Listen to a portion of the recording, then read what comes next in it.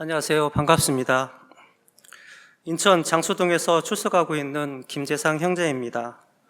저는 집이 인천이고 직장이 강원도 강릉에서 한 달에 한 번에서 두 번 정도 집에 오고 있고 올 때마다 교회에 출석하고 믿음 생활을 하고 있습니다.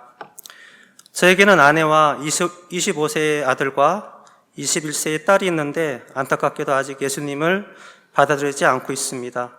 저에게는 커다란 숙제입니다.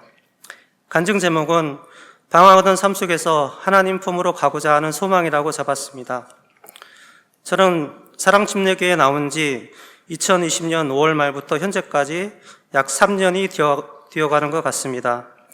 그때는 코로나19 바이러스가 우리나라에 퍼져서 정부에서 교회에 대면 예배를 못 드리게 하는 탄압이 있을 때였습니다. 저희 집안은 유교 집안이었었고 아버지가 장손이어서 온갖 제사를 1년에 몇 차례씩 하였고 아버지는 그것이 조상들을 모시는 당연한 것처럼 생각하시는 것 같았습니다. 그 와중에 어머니는 미신을 숭배하는 샤머니즘에 빠지셔서 새벽에 물그릇을 떠놓고 비비면서 자식들이 잘 되라고 비는 모습을 보았습니다. 제 과거의 믿음의 시작은 초등학교 다니던 시절 작은 산골 시골교회 장로교회였고 여름 성경학교 시즌이었습니다. 그때에는 외부 신학생들이 와서 가르치고 전도하고 레크레이션도 하고 교회에 나가면 맛있는 것도 주고 선물도 게임이나 추첨을 통해서 주고 했었습니다. 그때 처음 교회에 나갔다가 집에 돌아오는 길에 둘째 형하고 마주쳤는데 교회 나갔다고 파리채로 맞았던 기억이 납니다. 그 후 형이 다른 지방으로 학교를 가자마자 다시 교회에 나갔었고 계속 다니다 보니 교회에서 학습과 세례를 받아야 된다고 해서 조그만한 학습 세례 문답서를 줘서 그것을 암기하고 질문하면 대답하는 형식으로 해서 받았었습니다.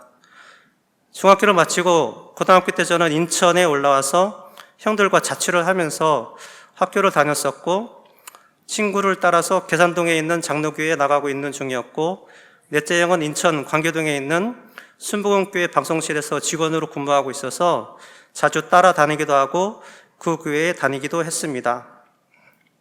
그러니까 이쪽 교회도 다니고 저쪽 교회도 다니는 쉽게 말씀드려서 양다리였습니다. 그때 당시 저는 교파가 중요하지 않다고 생각했습니다.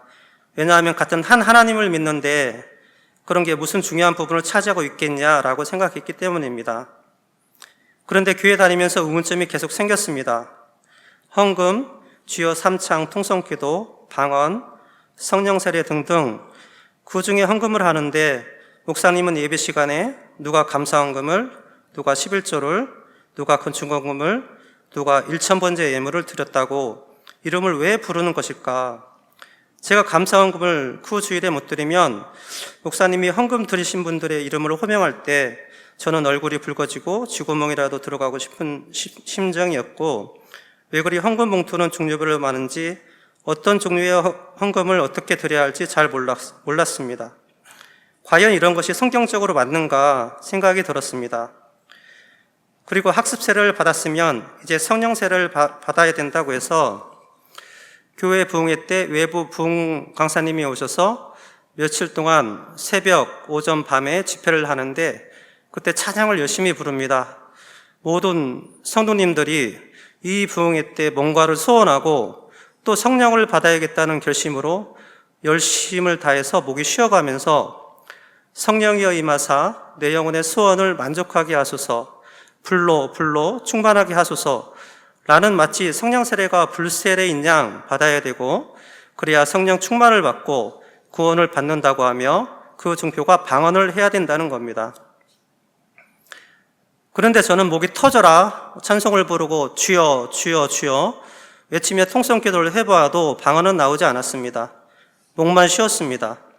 사실 통성기도도 잘 나오지 않았습니다. 강단 앞에서 마이크 잡고 통성기도 하시는 분의 목소리가 너무 커서 듣기에 정신이 없었고 또 기도하려고 해도 옆 사람이 큰 소리로 하니까 기도도 안 나왔었고 저도 무슨 기도를 어떻게 했는지 정신이 없었고 기억이 나지 않았습니다.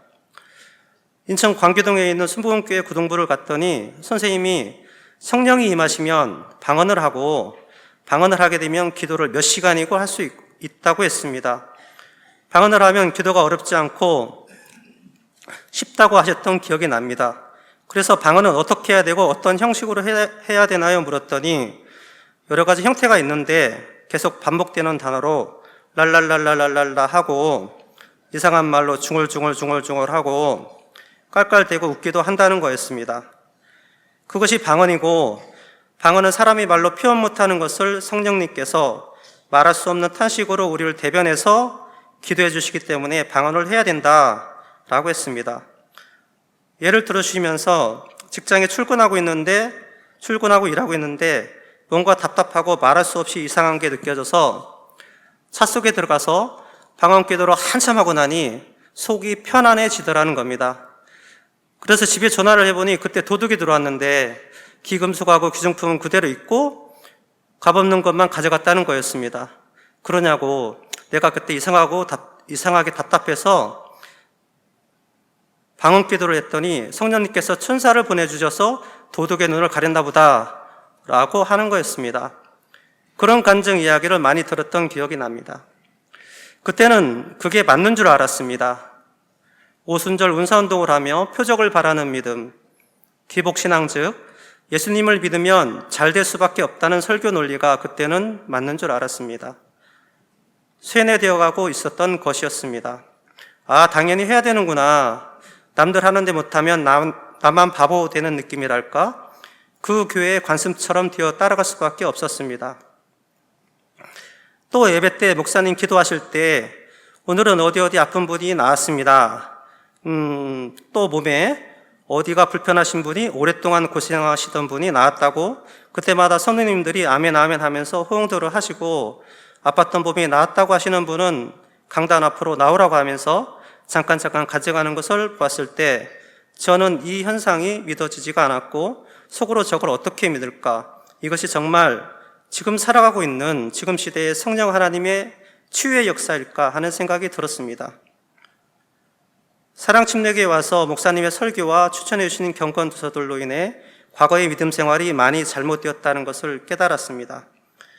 요한일서 4장 1절 말씀에 사랑하는 자들아 영을 다 믿지 말고 오직 그 영들이 하나님께 속하였는지 그것들을 시험하라. 이는 많은 거짓 대언자들이 나와서 세상에 들어왔기 때문이라 하였고, 계시록 18장 4절 말씀에 내 백성아 그녀에게서 나와 그녀의 죄들에 참여하는 자가 되지 말고 그녀의 재앙들을 받지 말라 하였습니다. 우리는 왜 믿음이 표적과 기적을 바라는 것일까요? 믿음은 보이지 않는 것을 믿는 게 믿음인데요. 지금에 와서 깨달은 것은 고린도전서 14장 22절 말씀에 그러므로 타 언어들은 믿는 자들을 위한 표적이 아니요 믿지 않는 자들을 위한 표적이로되 라고 성경은 말하고 있고, 성경은 분명히 타 언어가 그칠 것이라고 말합니다. 고린도전서 13장 8절 말씀에 타 언어들도 있다 해도 그칠 것이며 말하고 있고, 게다가 13장 9절에서 10절 말씀에 우리가 부분적으로 알고 부분적으로 대언하나 완전한 것이 오면 그때에는 부분적인 것이 없어지리라.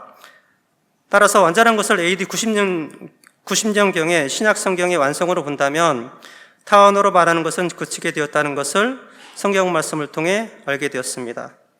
그래서 오순절 은사주의의 피리 부는 사나이는 사람의 마음을 강하게 미혹하는 신비주의가 있고, 1960년대 제2 바티칸 공회 이후 일치를 통한 단일 세계 종교 및 정부라는 개념의 오순절 은사주의에 의해 개발 양육된 에큐메니컬 성격을 가지고 있다는 것과, 행위 더하기 믿음을 강조하고 락 음악을 교회 안으로 들여와서 악한 영들에 사로잡히게 만든다는 것을 알게 되었고, 그래서 우리는 올바로 분별할 수 있는 지식과 올바른 교리를 알고 바로 믿고 바로 실천해야 된다는 것을 뒤늦게야 깨닫게 되었습니다. 시간이 흘러 군입대에 가게 되었고, 저는 5사단 신병교육대에서 6주간 훈련을 받으면서 종교행사 시간이 이제 주일에 다시 세례를 받았습니다. 왜냐하면 초등학교 때 받은 세례가 미심쩍어서 다시 받았던 기억이 납니다. 그때 당시에는 부사관을 하사관이라고 하였기 때문에 저는 직업군인이었었고, 군대 안에도 교회가 있었지만 계급 사이가 싫었기 때문에 밖에 있는 외부 장로교회에 다니면서 섬김 활동을 열심히 하면서 교회 안에서 지금의 아내를 만나게 되었고, 결혼도 하게 되고 아들도 낳고 행복한 생활을 보내고 있었습니다. 그런데 IMF가 터지는 바람에 군에도 인원 감축이 일어나서 전역을 하게 되었습니다. 삶이 막막했습니다. 전역하기 1년 전서부터 사회에서 필요한 자격증 취득을 위한 준비를 했었고, 그렇게 군생활 9년 4개월이 지나가고 김포공항에 있는 H민간항공 헬리콥터 회사에 취업을 하게 되었는데 믿음 생활을 하기가 너무 힘들었습니다. 항공정비사로서 헬기 정비만 하는 게 아니었고 회사 방침에 따라 이익 창출을 위해서 각종 임무를 해야만 했습니다. 저에게는 부작용과 리스크가 많이 따랐습니다. 출장이 많았고 봄철, 가을철, 산불 기간이 길었기 때문이었습니다. 그때부터 교회 생활이 뜸해지면서 방황이 시작되었습니다. 민간 헬리콥터 회사 근무 특성상 1년에 6개월 이상 지방으로 장기 출장이 거의 이루어졌고, 산불 시즌이 끝나면 지방에 출장 가서 논해, 병해충, 농약 살포를 헬기를 이용해서 항공 방제를 하러 경기도 김포 일대와 이천, 안성, 화성, 서산, 해남, 무안 등으로 여름에 두 달 동안 일을 하였고, 그 이후에는 중간중간에 헬기로 화물 운송을 하면서 전국에 있는 산이란 산은 다 다니면서 등산로 보수공사, 절공사, 그 외에 다소 다른 것들을 하다 보니 집에서 가족들과 함께 보내는 시간이 너무 부족했습니다. 아내와 사이도 멀어지기 시작했고, 출장 갔다 오면 애들이 부쩍부쩍 커 있었습니다. 삐약삐약 병아리 같은 애들을 아내 혼자 키우려니 얼마나 힘들었을까 생각하면 눈시울이 붉어졌습니다. 그러다 보니 교회에 나가지 못하였고, 아내마저 제가 출장을 장기적으로 나가버리니 홀로 애들 둘을 데리고 교회에 나가는 것을 꺼려했습니다. 그렇게 저와 제 아내는 교회와 멀어지게 되고 방황하게 되었습니다. 저는 회사의 직장 상사 또는 같은 업종 회사 지인분에게 잘 보이려고 모임 자리에 참석하는 게 중요하다고 생각했고, 그래야 출세가 빠르게 되겠지 생각했습니다. 술을 가까이 하면서 세상의 육신의 정욕, 안목의 정욕에 빠지게 되었습니다. 직장 내에 장기적인 개인 갈등이 있었고, 그렇게 10년의 허송세월이 흘러갔을 쯤 저는 회사로 옮기로 마음을 먹고 또 다른 김포공항에 있는 대기업 K항공사 소형기 그룹으로 시험을 봐서 옮기게 되었고, 그런데 근무지가 또 목포였습니다. 중증 외상 환자를 병원에 후송하는 닥터 헬기를 담당하고 지원하는 임무였습니다. 당연히 맞벌이하는 아내와 학교 다니는 애들과 떨어져 있게 되었습니다. 1년이 채 안 되어 닥터 헬기를 회사에서 포기하려는 시도를 보일 쯤 안 되겠다 싶어서 또 시험을 봤습니다. 이번에는 산림청 공무원 시험을 봤습니다. 하나님의 은혜로 산림청 공무원이 되었고, 그런데 첫 인사 발령지가 익산이었습니다. 그렇게 익산에서 혼자 생활하다 보니 세상 속에서 허우적거리고 있는 제 자신의 모습을 발견하게 되었습니다. 어느 지인의 조언 한마디가 가슴에 머릿속 생각 속에 맴돌았습니다. 다시 교회로 가야 되지 않겠냐, 죽음 이후를 대비해야지 하는 거였습니다. 아침 저녁으로 저는 농길을 걸으면서 운동을 하였는데, 어느 한순간 나도 언젠가는 다시 하나님께로 돌아가야겠다는 마음이 있었습니다. 성경 말씀을 찾아보니 잠언 16장 9절 말씀에 사람의 마음이 그의 길을 계획할지라도 주께서 그의 걸음을 인도하시느니라. 방황하던 저를 인도하여 주신 하나님께 감사를 드립니다. 그때부터 저는 교회를 찾기 시작했습니다. 어느 교회를 나가야 될지 몰랐고 또 망설여졌습니다. 교회 선택하기가 너무 힘들었습니다. 관사 근처에 있는 교회를 다닐 때마다 찾아보았는데 시간 날 때마다 찾아보았는데 쉽게 결정을 못 내렸습니다. 그래서 일단 한번 나가보자 제일 가까운 장로교회에 나갔었는데 마음에 말씀이 와 닿지가 않았습니다. 그것도 가끔 주말 근무가 없을 때, 나머지 시간이 될 때에는 가족이 있는 인천집으로, 또 부모님 계시는 전북 진안 시골집으로 갔었습니다.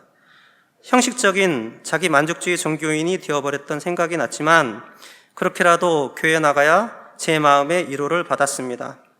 그러던 와중에 어떤 지인의 권유로 근처에 성결교회 목사님이 설교 말씀이 참 좋으니 와서 들어봐라는 권유를 받고 그 교회에 나갔습니다. 저번 교회보다는 말씀이 좋았는데 말씀이 마음에 와 닿지가 않았습니다. 제 삶이 하나님 안에서 다시 태어나야 되는데 그러지 못하고 여전히 저는 세상에 빠져 죄책감도 없이 생활했습니다. 지금 생각하면 정신 못 차리고 있던 제 자신이 한심스러웠습니다. 그런 세월이 5년이 지나서 강릉으로 인사 발령이 났습니다. 직장은 동해바다가 걸어서 10분 거리여서 가까웠습니다. 바다가 너무 깨끗하고 고기도 맑고 황사도 거의 없는 청명한 하늘에다가 주변에 퇴비 냄새도 안 나고 너무 좋았습니다. 다시 마음을 잡고 교회를 알아보자고 다짐하고 다시 강릉 시내를 차로 돌면서 어떤 교회를 나가야 될지 기도하고 찾고 또 찾고 했는데 역시나 쉽지는 않았습니다.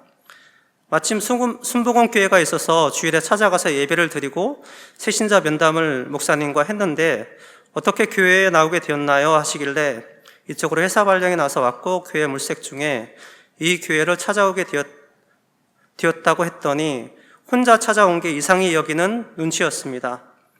그 느낌은 제가 마치 이단 종교인 신천지, 구원파 등을 의심하는 거였습니다.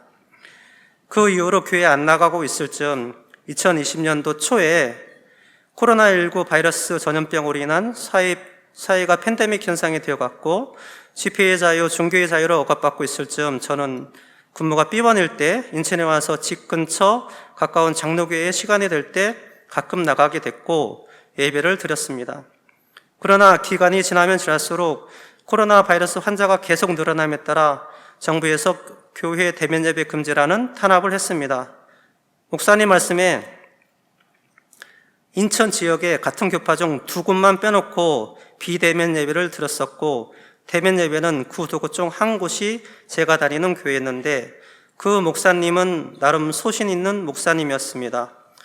저와 하나님만 의지하고 우리는 대면 예배를 강행합시다 하였습니다.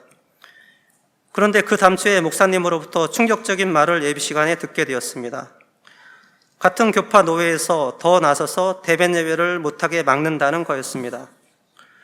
대면 예배를 드리면 같은 노회 소속 목사님들이 욕을 하고 교회 사정이 그렇게 어렵냐는 등 헌금 때문에 대면 예배를 드리냐는 등 하는 말을 들었을 때 참으로 답답했습니다.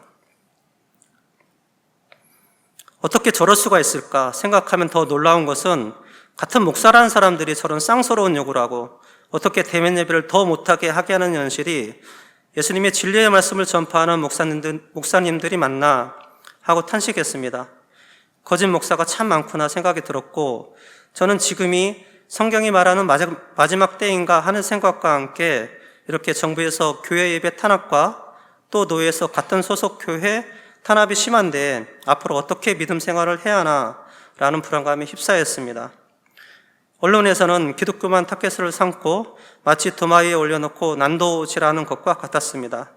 저는 예배를 드리고 싶었는데 그러지 못하고 탄압받는 현실이 정부를 원망하고 그 정권을 원망했습니다. 강릉에서 혼자 있다 보니 생각과 고민을 많이 하고 있을 때 유튜브를 많이 보게 되었습니다. 전 교회에서 요한계시록을 설교한다고 해서 유튜브에 계시록을 검색했는데 많은 토픽이 있었고 그 중에 정동수 목사님의 설교가 있었습니다.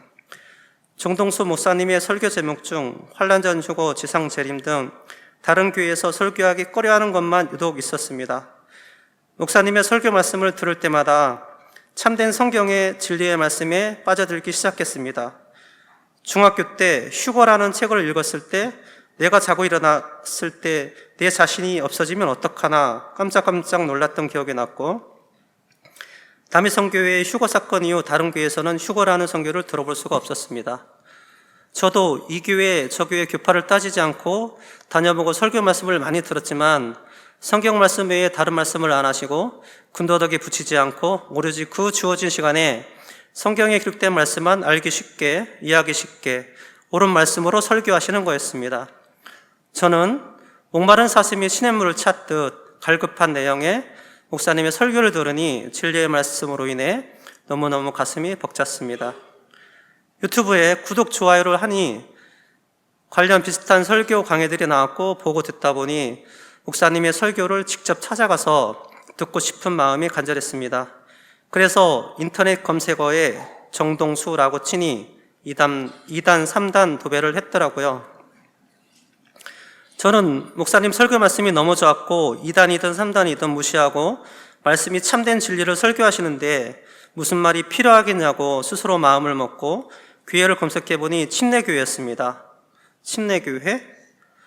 장로교회, 순복음교회, 성결교회를 그동안 접했던 저로서는 다소 거부감이 들기도 했지만 그래도 주님의 교회니 뭐 어때 생각했고 사랑 침례교회를 검색하니 제가 장수동에 사는데 서창동 라인이 너무 가까워서 기뻐했습니다. 2020년 5월 말쯤 주일에 무작정 차를 몰고 티베비 가르쳐준 곳에 도착하니 차로 15분 거리였습니다. 얼마나 행복한지요. 정부의 종교 집회의 자유를 억압하는 가운데 일부 인원을 제한할 때쯤 대면 예배 속에서 목사님을 마주하고 한 공간에서 성경의 진리의 말씀을 들었을 때 가슴이 벅차고 좋았습니다. 근데 저는 톰슨 주석 성경을 가지고 있었는데 사랑침례교회는 킹 제임스 흠정의 성경을 사용하고 있었습니다. 저는 성경이 개역개정 성경 한 종류만 있는 줄 알았는데 이제껏 제가 몰랐던 많은 종류의 성경들이 있었고 그 중에 400년 동안 한 번도 개정하지 않았고 없음이 없는 온전히 보존된 영어 킹 제임스 성경이 있다는 것을 처음 알았습니다. 개역개정 성경은 샤머니즘 단어가 많이 들어가 있고 단어가 이해하기 어려울 때가 많았으며 천주교적 소수사본에서 나와서 그들이 난해한 구절이 나오면 없음이나 본문 자체를 지워버려서 원래 없었다라고 표기되었다는 것을 알게 되었습니다. 진실을 왜곡했던 거였습니다. 목사님의 설교 말씀과 우리가 왜 안 하는가 책자를 통하여 제가 과거에 궁금했던 성경 난해 구절들이 모두 이해가 되고 깨닫기 시작했습니다. 맞아 하며 지금껏 헛된 신앙을 해왔구나 생각이 들었었고 내가 과거에 믿음 생활을 했었는데 과연 구원을 받았었나 의심이 들었습니다. 설교 말씀을 듣고 다시 한번 예수님을 유일하신 구원자이심을 믿고 내 입으로 신뢰했을 때 저는 회개의 눈물이 났습니다.